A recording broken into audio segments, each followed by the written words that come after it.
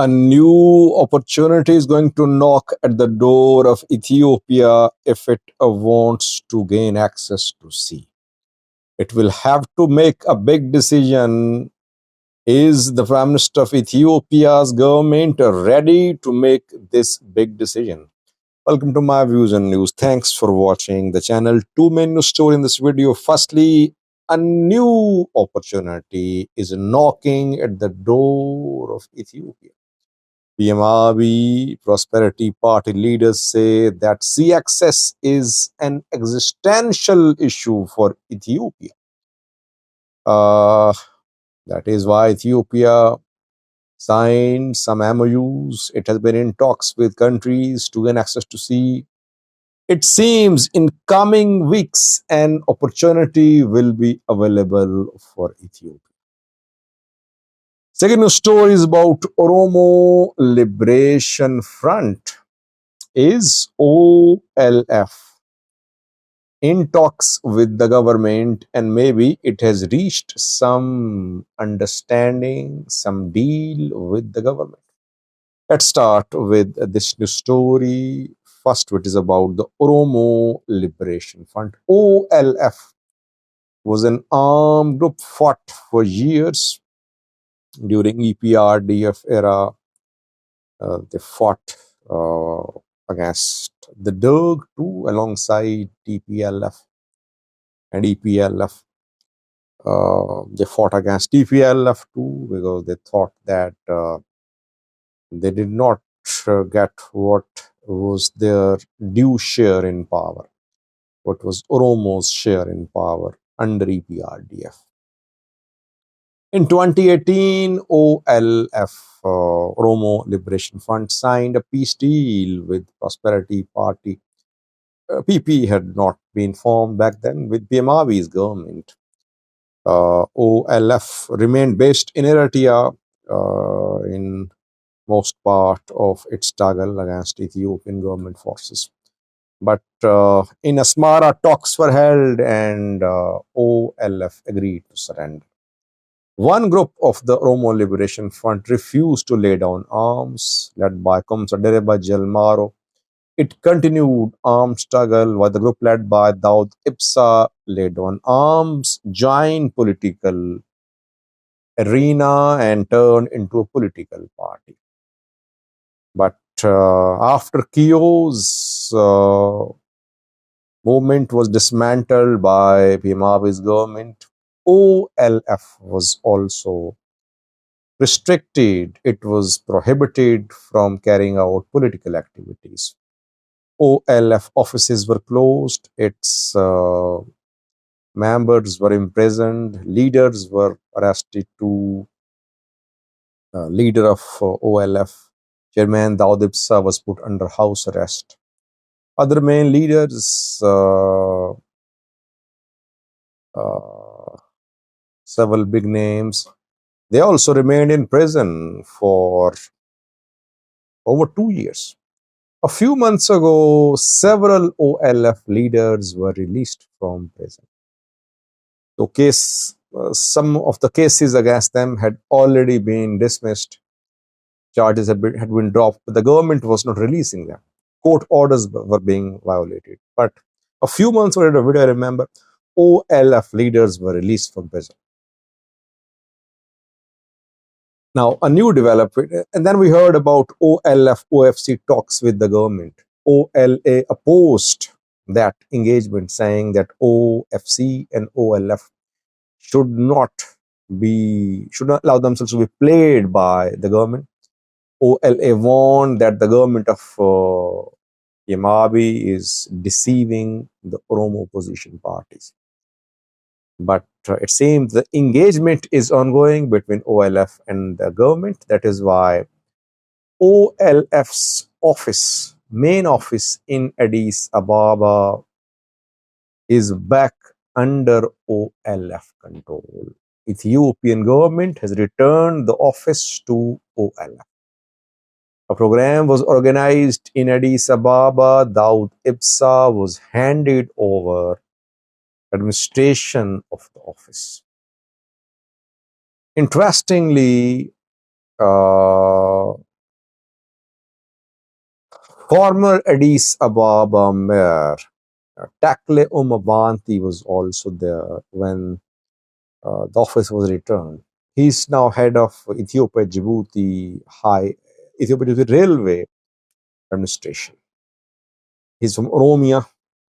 Uh, so mm, this ongoing confidence building, uh, this ongoing confidence building measures between OLF and the Prosperity Party indicate that Oromo opposition parties are trying to reach a deal with Prosperity Party before the next election.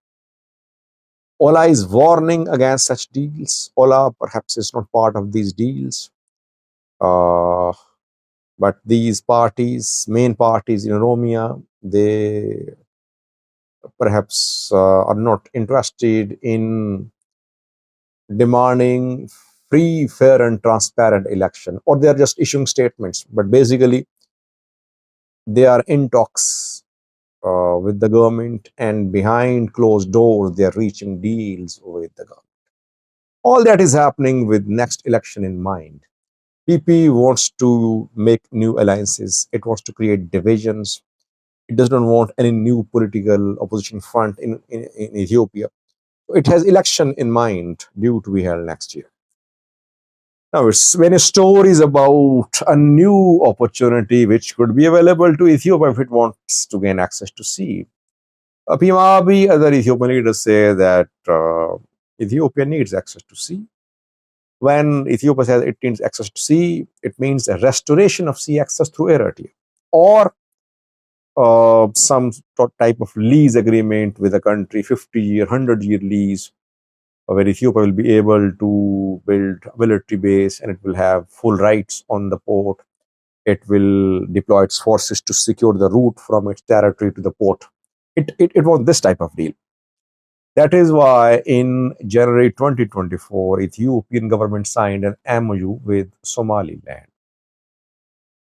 The MOU, if implemented, will give 50-year lease of coast, Somaliland coast to Ethiopia. Ethiopia can use Berbera port. It will establish a naval base too, in return for recognizing Somaliland as a country. Thailand wants recognition as a country. It's unrecognized. But that MOU was opposed by Somalia. Somalia called it a violation of its sovereignty. Somalia teamed up with Egypt and Eritrea, and Ethiopia could not implement the MOU. One of the main reasons behind the non-implementation is that Ethiopia signed an MOU with Musbi Abdi, the former Somalian president. He lost an election held last year. Abdirahman Ero was chosen as he was elected as the new president. Abdirahman's Wadani party was less interested in implementing the MOU. That is why MOU was frozen. And then Ethiopia started talks with Somalia, mediated by Turkey. I think one round has been held, second round due to be held. But Ethiopia-Somalia talks could not reach anywhere about sea access.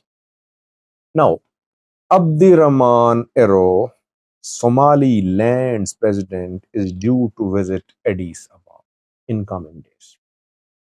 He visited Kenya. He visited some other countries too recently. Abdirahman Ero and Somaliland government officials say that Somaliland is close to be recognized as a country. Recognition is the main demand of Somaliland, but so far no response. We have been hearing that Republicans, Trump government could give recognition to Somaliland government, to Somaliland as a country, but it has not happened so far. No country has agreed to recognize Somaliland as a country. Abdirahman Ero was not interested in implementing MOU with Ethiopia because he thought that the implementation carried the risk of war against Somalia. That is why he just froze the MOU and he showed no interest in working on it.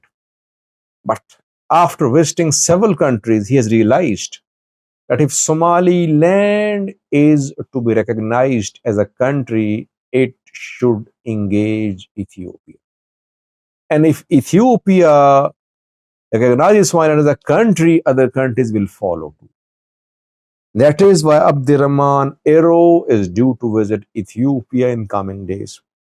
And on top of his agenda is recognition.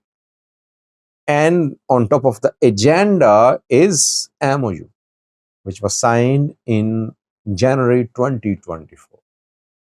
Abdirahman Ero wants clear commitment from Ethiopia about recognition if Ethiopia wants to implement that.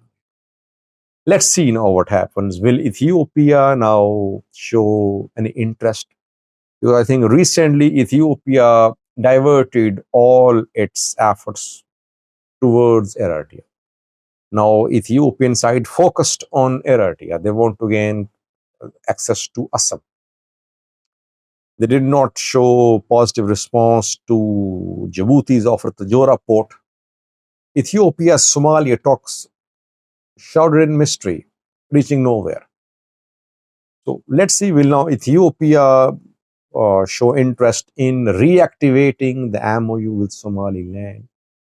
Will Ethiopia agree to recognize Somaliland as a country because Somali relations improved considerably in recent months? Maybe Abdirahman Ero, I think, lost the opportunity last year. He could have engaged Ethiopia last year for recognition, but he wasted some time, and that pushed Ethiopia to explore other options. But we'll have to wait. Coming weeks crucial. We'll give you a follow-up in coming weeks. After Abdirahman Ero, the new Somalian president visits Ethiopia. Thanks for watching.